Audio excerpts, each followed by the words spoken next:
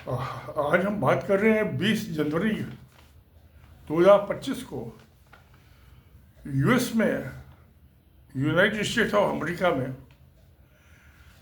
Donald Trump ने अपनी दूसरी बार शपथ ली और अपने एडमिनिस्ट्रेशन का इनॉग्रेशन किया। अब जैसा वहाँ कस्टम है, ट्रेडिशन है, अमूमन उनका डोमेस्टिक अफेयर होता है, वो इसमें फंक्शन में किसी बाहर की कंट्री के आदमी को, नेताओं को न्योता नहीं देते हैं, इनवाइट नहीं करते हैं। मगर इस बार डोनाल्ड ट्रंप ने कुछ उससे अलग हटके सबसे पहले तो चाइना के प्रेसिडेंट जिनपिंग को इनवाइट कर लिया। अब मोदी तो भक्त हैं, ट्रंप के दोस्त हैं। ये तो नारो जब पिछली दफे वो प्रेसिडेंट थे तो कहा ना अगली बार ट्रंप सरकार, नारा लगाया था। स्टेडियम में बुला के इनके नमस्ते एक बहुत बड़ा फंक्शन भी किया था। 25-30 हज़ार आदमी को बुलाया था, बहुत खर्चा किया था गवर्नमेंट ने। मोदी तो उनको अपना दोस्त मानते हैं। क्या ट्रंप मोदी को अपना दोस्त मानता है या एक तरफा मोहब्बत है? मुझे लगता है एक तरफा ही मोहब्बत है। अगर दोनों तरफ से मोहब्बत होती तो ट्रंप साहब जिनपिंग को बुलाने से पहले नरेंद्र मोदी को इनविटेशन भेजते। नहीं भेजा। क्यों? क्योंकि नरेंद्र मोदी ने, उनके अपने ऑफिस के आदमियों ने, प्रधानमंत्री के ऑफिस में कोई भी काम प्रधानमंत्री की बिना अप्रूवल के नहीं हो सकता। तो उनके ऑफिस के आदमियों ने यूएस की जमीन पे यूएस के सिटीजन पन्नू की हत्या की कोशिश की। अब पन्नी जो है वकील है, एक एडवोकेट है, उसकी हत्या तो नहीं बची है वो, क्योंकि वहाँ की जो इंटेलिजेंस एजेंसी है वो इंडिया की इंटेलिजेंस एजेंसी लच्छू फुद्दू नहीं है। उन्हीं का जो ट्रेंड किए हुए ये सब, ये इंडियन इंटेलिजेंस वाले, ये तो चेले हैं उनके। उन्होंने जिन्होंने कोशिश की उनको अरेस्ट कर लिया। कुछ यूएस से बाहर था, उनको पकड़ के बुलवा लिया वापस। अब वो ये अजीत डोवल, जिसको नरेंद्र मोदी ने काम सौंपा था, अमित शाह, इन दोनों को समन इशू कर दिए। अब उन्होंने, पन्नू जी ने कोर्ट में लिखा अपने एप्लीकेशन में कि नरेंद्र मोदी क्योंकि कॉन्स्टिट्यूशन कोर्ट छोड़कर जाए, उन्हें इम्यूनिटी है, तो जब प्रधानमंत्री नहीं रहेंगे तो उसके बाद उन पर यूएस की कोर्ट में मुकदमा चलेगा। अभी तो इनको समन आ गए डोवल को, अमित शाह को, तो ये तो यूएस जा नहीं सकते। जाएंगे तो वहाँ की पुलिस इनको अरेस्ट कर लेगी, बंद कर देगी पकड़ के, कोर्ट में फिर मुकदमा चलेगा। वहाँ तो निपट जाता है 6 महीने। और जैसे इंडिया में अमित शाह ने, वो जो सीबीआई के स्पेशल जज थे, जो मोदी के इसके अमित शाह के अगेंस्ट, सोहराबुद्दीन सोदी, उसकी बीबी और एक प्रजापति था, ये उगाही करते थे राजस्थान से, इलाके से वसूली, उनकी हत्या करा दी। और वो जज साहब की कोर्ट में था मामला, उनके जज साहब की हत्या करा दी। तो इंडिया की सारी जुडिशल डर गई, डिस्ट्रिक्ट कोर्ट से लाके सुप्रीम कोर्ट तक। जो ये स्पेशल जज होते हैं सीबीआई के, एंटी करप्शन के, एनफोर्समेंट डायरेक्टरेट के, ये एडीजे होते हैं, एडिशनल डिस्ट्रिक्ट जज, सीनियर जज होते हैं, उसी की हत्या करा दी। तो इंडिया की तो सारी जुडिशल डर के मारे दुम दबा के बैठ गई। बीजेपी के किसी नेता के अर्थ से किसी नेता कोई कार्रवाई करेगी ही नहीं, फैसला ही नहीं देगी। वो तो केस आता है कि हाथ जोड़ देते हैं कि भैया और किसी जज के पास भेज दो या मुझे ट्रांसफर कर दो, मैं क्यों अपनी हत्या कर रहा हूँ। वो यूएस में ऐसा नहीं है, वहाँ की अदालतें इंडिपेंडेंट है। अभी डोनाल्ड ट्रंप ने जब राष्ट्रपति की शपथ दिया, उससे 3 दिन पहले भी 2-3 केस में एक और केस में कन्विक्ट कर दिया। और जज ने अपने ऑर्डर में लिख दिया कि मैं आपको कन्विक्ट कर रहा हूँ, मुजरिम तो दे रहा हूँ, ठहरा रहा हूँ, और कल्पिट मुजरिम हो। वहाँ वो सज़ा इसलिए नहीं दे रहा है क्योंकि यूएस की जनता ने आपको प्रेसिडेंट इलेक्ट किया है, आप 4 दिन बाद राष्ट्रपति बन जाओगे, इसलिए आपको सज़ा नहीं दे रहा हूँ, जेल नहीं भेज रहा है। नहीं तो भेज देता 5-7 साल के लिए जेल। जुर्माने तो इन पर कई दफ़े लग चुके हैं ट्रंप साहब पर, फाइनेंशियल पेनल्टीज। अब तो इस केस में जेल भी जाते, छोड़ दिया जज ने, क्या कर, मजबूरी है। वो इंडिया में ऐसा नहीं आई, यहाँ तो मुकदमा ही नहीं चलता नेता। वहाँ तो 6 महीने में निपट जाते हैं क्रिमिनल केस। तो देखिए पन्नू वाले मामले में अब राष्ट्रपति ट्रंप के वोट सेरेमनी में, इनॉर्गेट फंक्शन में मोदी को तो बुलाया नहीं, क्योंकि क्रिमिनल केस है। भारत के फॉरेन मिनिस्ट्री 1 महीने से पहले बहुत कोशिश की, सुनता ही नहीं कोई उनकी, मीटिंग ही नहीं देता और टाइम ही नहीं देता। और पन्नू ने वहाँ पे नारेबाजी कर रहा है, क्योंकि उसकी हत्या तो हुई नहीं। मोदी की तो शक्ल नहीं दिखाई दे रही, पन्नू की शक्ल दिखाई दे रही है, दाढ़ी खोली हुई है, बांधी नहीं। मजे ले रहा है कि मोदी पड़ा हुआ है। अमित शाह और ये अजित डोभाल आए, और जो इनके रॉ के जो एजेंट थे इंटेलिजेंस के एक्सटर्नल, सबको बंद करा दूंगा। होंगे बंद तो ये बच्चे कहाँ जाएंगे। तो इसलिए नहीं बुलाया मोदी को, और तो कोई वजह है नहीं। भाई जीपी, अच्छा सबसे चाइना से ज़्यादा आबादी है इंडिया की, दुनिया की सबसे ज़्यादा पॉपुलस कंट्री है। जीपिंग चाइना नंबर 2 पे है, उसको बुला दिया, इनको नहीं बुलाया तो बेइज्जती करने वाली बात हो गई क्या। चलो इसको तो ऐसी तो बेइज्जती होती रहती है। इंडिया में कौन सी मोदी की अच्छी इज्जत है। ये तो आरएसएस के प्रचारक है, सबको पता है क्रिमिनल किस्म के आदमी होते हैं, एक दूसरे की हत्या करते रहते हैं। खैर अब ये तो जो होना था होता रहेगा, इसका मोदी का तो इंडिया की जनता से सुलट लेगी।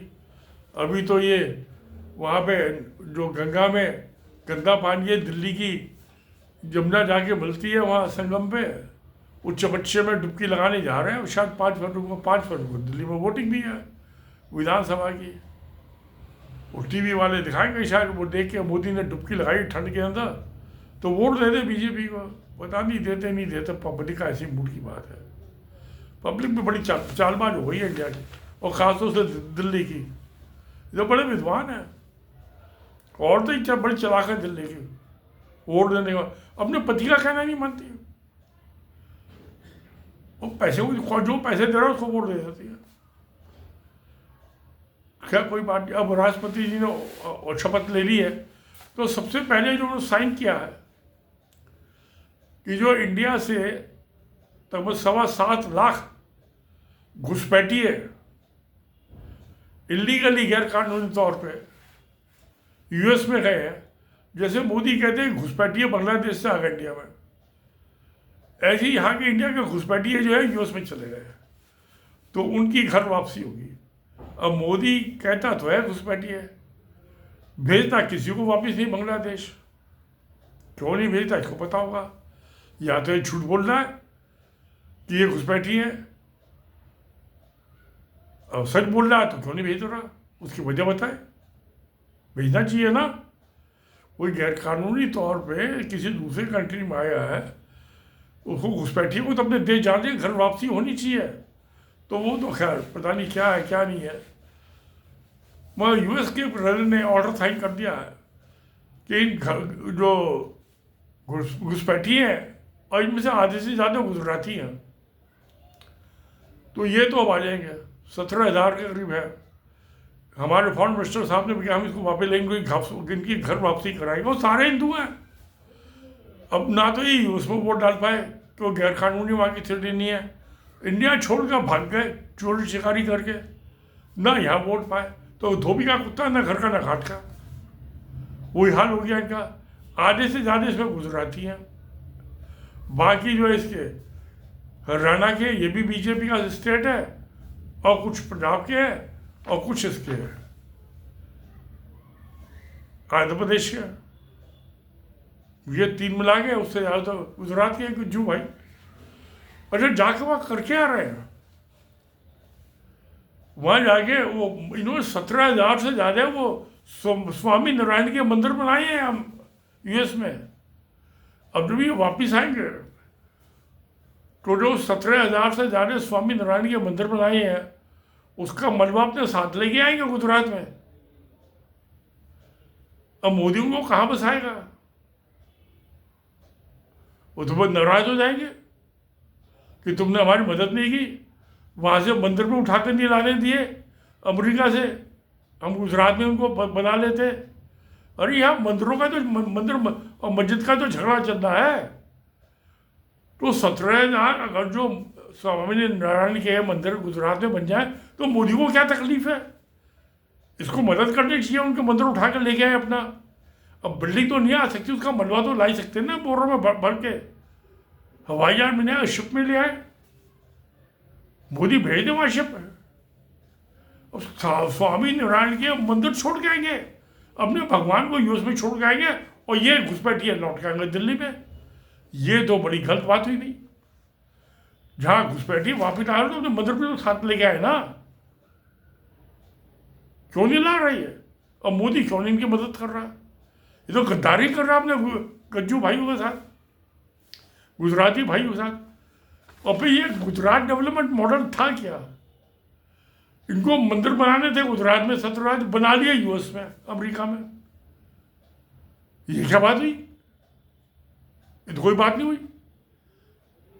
तो खैर अब जो है उन्होंने, राष्ट्रपति ने एक तो साइन ये कर दिया ऑर्डर, एक लोग वापिस भेजो, घर वापसी कराओ उनके। तो आरएसएस कहते हैं ना घर वापसी, तो घर वापसी हो गई इनकी। वो जेल से छूटेंगे तो और जो बाकी जो जेल से बाहर है 7.25 लाख में से, उनको बाकी को जेल में ठूस देंगे। वो आएंगे इंडिया तो अगले 15-17 को जेल में ठूस देंगे। तो ये सिलसिला अगले 4 साल चलता रहेगा।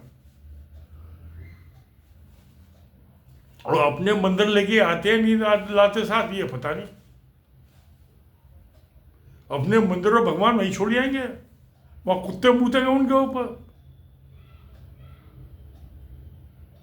इनके भगवानों पे, देवताओं पे, स्वामी नारायण के मंदिर। ये वही बात ठीक नहीं है, साथ लेके आना चाहिए। जिएंगे तो स्वामी नारायण के साथ, मरेंगे तो स्वामी नारायण के साथ, अपने भगवान के साथ। क्या मंदिर के साथ भगवान का मरता बनाता तो कोई नहीं है, बेवकूफ़ बनाते हैं सबको।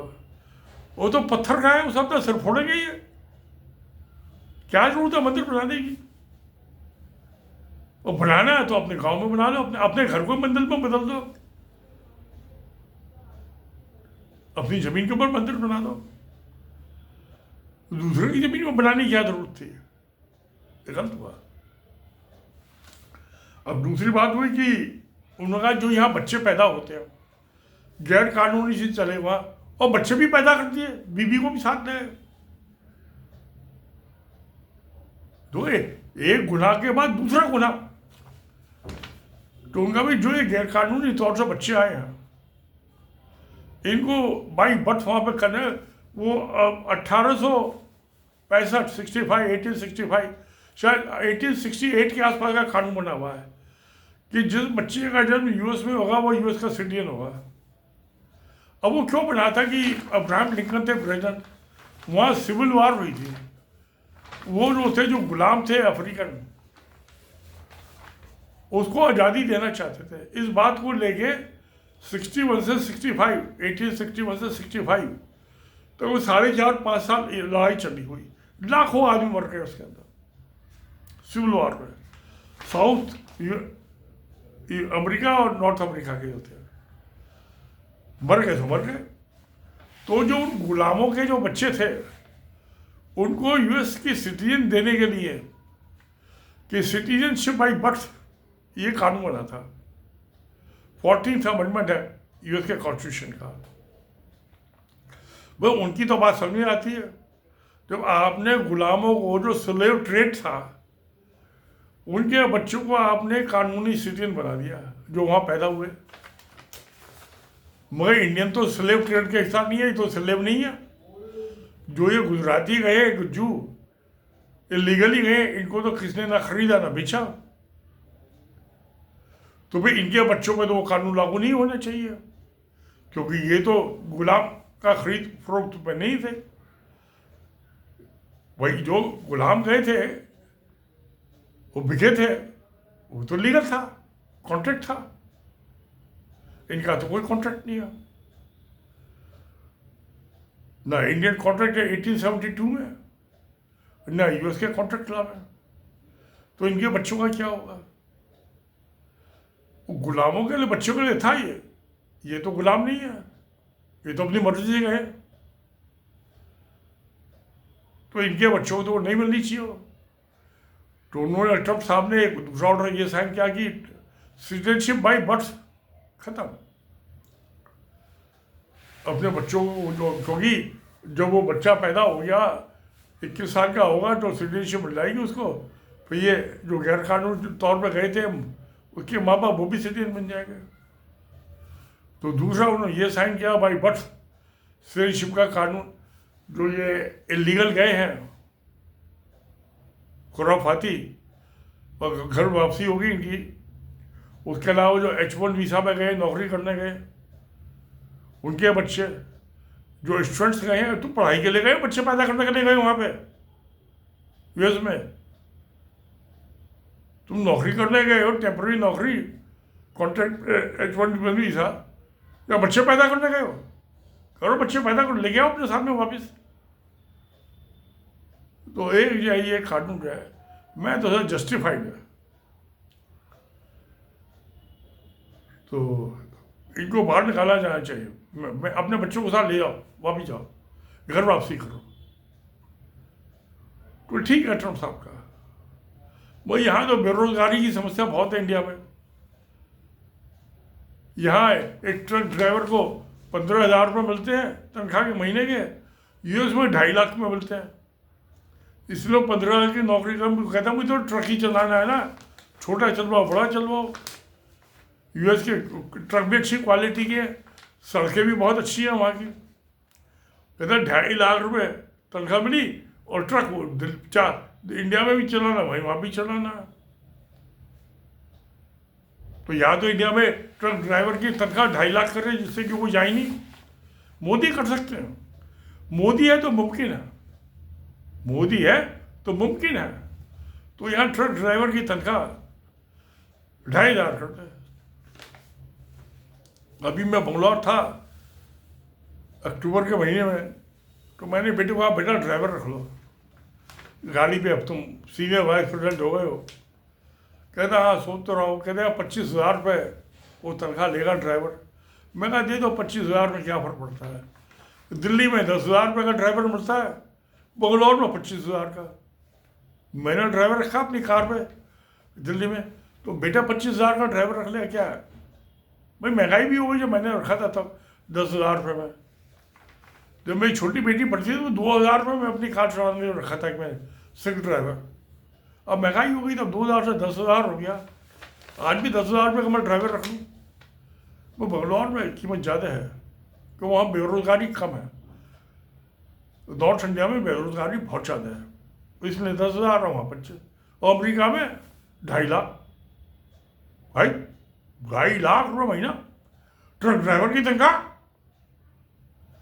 तो इसलिए वो भागते हैं यहाँ से। इसे मोदी से जान छुड़ाओ और यूएस भागो।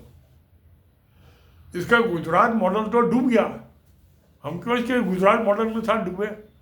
हम तो यूएस जाके वहाँ 2.5 लाख रुपये महीना का ट्रक चलाएंगे, तो बाद में बच्चे पैदा करने के तो वहीं बच जाएंगे, लौट के आएंगे ही नहीं। तो हिंदुओं की आबादी कम हो गई हिंदुस्तान में। आबादी कम हो गई तो इनको वोट कौन देगा, इलेक्शन हार रहेंगे। तो RSS को बीजेपी को तो हिंदू वोट देते हैं ना, और सारे हिंदू भी नहीं देते मुस्लिम जी को, उन्हें पता छोड़ रही है भ्रष्टाचार।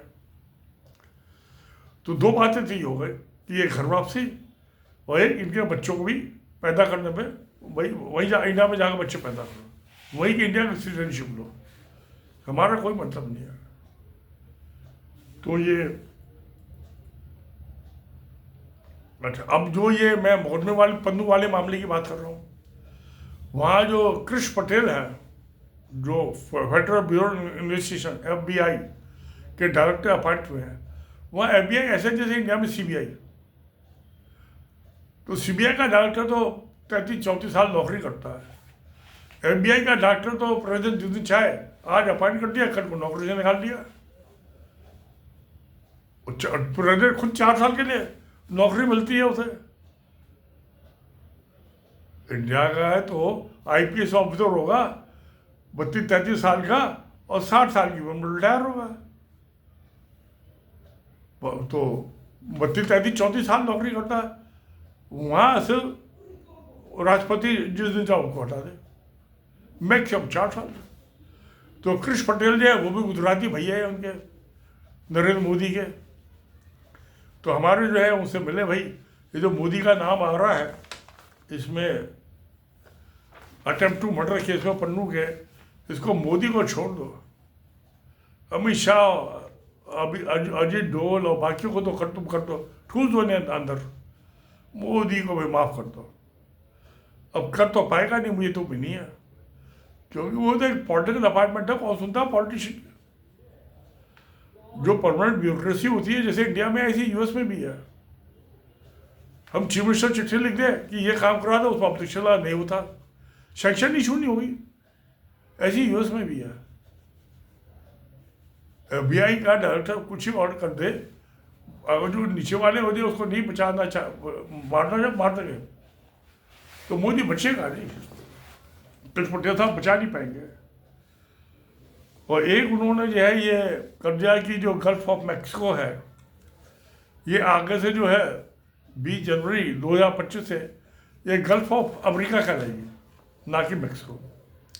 क्योंकि जो पनामा कैनाल है वो यूएस में बनाई थी, बहुत साल में मेंटेन भी की, ऑपरेट भी की, उसके बाद को मैक्सिको दे दिया ऑपरेशन के लिए।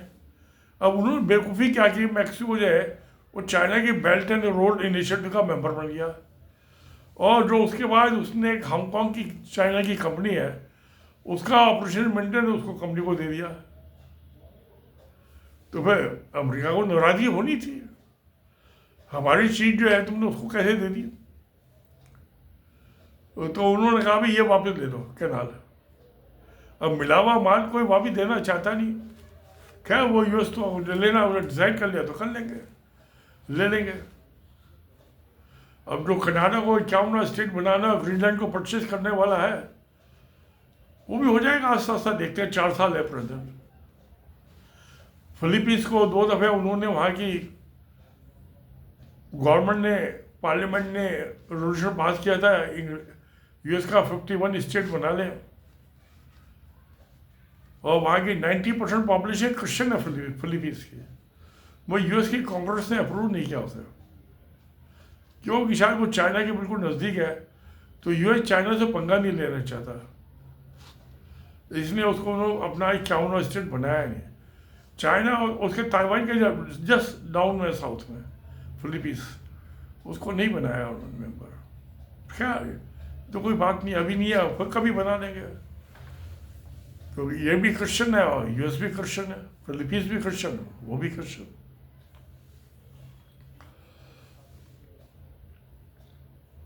अब एक और जो कहा, ऑर्डर तो कोई साइन नहीं किए, कि यूएस जो वर्ल्ड का पुलिसमैन है, सब जगह लड़ाइयों में अमन शांति करने उनको जाना पड़ता है, फौज भेजनी पड़ती है, खर्चा होता है, वो लड़ते हैं उनको भी पैसा देना पड़ता है, उतना हम ये नहीं करें, हम अपने पुलिसमैन का रोल छोड़ रहे हैं। अब हम जो है चाइना के साथ मिलके, तो यूएस, चाइना और पुतिन, उनके दोस्त हैं पुराने, पुतिन, ये तीनों मिलके वर्ल्ड में पीस कायम कर गए, शांति, अमन शांति, का झगड़े चलते ना हो। तो चाइना तो लड़ता झगड़ता नहीं है किसी से, क्योंकि तो 100 साल की पॉलिसी है माओ से तुम की 1949 की, ये 100 years of peace and development, तो वो होगा तो शायद दुनिया से लड़ाई झगड़े ख़त्म हो जाए। और ये मिडिल ईस्ट में जो है, ये अरबियन कंट्री जो है, इसमें ज़्यादा झगड़े हो रहे हैं, दंगे फसाद। तो वो मैंने पिछले वीडियो में बताया था कि वाखान कॉर्डर से चाइना से अफगानिस्तान का 50-60 किलोमीटर का बॉर्डर जुड़ता है, बाकी तो दूसरे कंट्री है। तो वाखान बॉर्डर से उसकी अफगानिस्तान से एग्रीमेंट हो गया है, वो रेलवे ट्रैक और हाईवे है, और उसको ईरान लेता हुआ वहाँ इराक और सारे मिडल पोस्ट में पहुँच जाएगा। तो वहाँ तो फिर सारा मामला जो है वो चाइना ही संभाल लेगा। तो साउथ एशिया में अब दिखाई दे रहा है कि इंडिया और बांग्लादेश की कुछ खटपट होने वाली है, क्योंकि कल जो थी ममता बनर्जी वेस्ट बंगाल की गवर्नर, चीफ मिनिस्टर वो गई थी, वो मालदा बॉर्डर पे गांव वालों को कहा कि भाई आप ये बांग्लादेश के बॉर्डर के पास के खेतों में मत जाओ अपने। और पुलिस को भी ऑर्डर दिए कि लाउड स्पीकर से अनाउंस कर दो सब गाँव में कि बांग्लादेश के बॉर्डर के पास कोई ना जाए, क्योंकि बीएसएफ और बांग्लादेश के जो बॉर्डर गार्ड्स हैं, सिक्योरिटी गार्ड, उनमें कोई लड़ाई होने वाली है। तो भाई यहाँ तो फिर चाइना को ही आना पड़ेगा बीच में पिछाव कराने दोनों का। चाइना का तो किसी को झगड़ा नहीं है। तो इसका ना कि वहाँ ये इंडिया साउथ एशिया में भी इंडिया पाकिस्तान बना डोमिनेंट फोर्स बन जाएगा चाइना। और ये तो अभी तो हो जाएगा बांग्लादेश और इंडिया के बीच में मामला कुछ ठीक निपट जाएगा। तो ये वर्ल्ड का पुलिसमैन अकेला नहीं रहेगा, अब 2 जने या 3 जने मिलकर वर्ल्ड के पुलिसमैन बनेंगे। मेनली तो चाइना और यूएसए बनेंगे पुलिसमैन, सबके डंडा बजाएंगे। अब पहले अकेला वर्ल्ड पावर था और 2 वर्ल्ड पावर हो गई, यूएस और चाइना। तो चलो अच्छा है, शांति अमन शांति रही तो बहुत अच्छी बात है ना। यूएस चाइना मिलके कर रहे हैं, हमें क्या एतराज, भाई भी करो, शांति करो। हिंदुस्तान में भी पब्लिक बड़ी दुखी है, गरीबी है, भूखमरी है। 80 करोड़ आदमियों को मुफ्त राशन दे रहे हैं। गरीबी 130 करोड़ के 80 करोड़ को 80% आदमियों को मुफ्त राशन। और 15 करोड़ का नया राशन कार्ड में नाम नहीं आया कि 2011 का जो था मर्दमशुमारी सेंसस जनगणना उसके हिसाब से है, और वही 2025 की होगी। तो आप 10-15 करोड़ पहुंच जाए बढ़ जाए तो 90-95 करोड़ आदमी को, भूखे नंगों को राशन देगी सरकार मुफ्त। दुनिया से सबसे बड़ी भूखमरी निपटाने की स्कीम है। तो यहाँ गरीबों की तो आबादी बढ़ रही है तेजी से। तो क्या करें, बेचारे भाग के अब यूएस ही जाएंगे ना, वहां पे पकड़ लेते हो तो वापसी भेज रहे हैं। मोदी के साथ सब कुछ मुमकिन है, मगर किसी को रोटी का इंतजाम नहीं है, रोजगार का इंतजाम है। रोजगार का इंतजाम तो रोटी का तो इंतजाम हो जाएगा। जिसकी जेब में पैसे हो तो खरीद लेगा कुछ ना कुछ।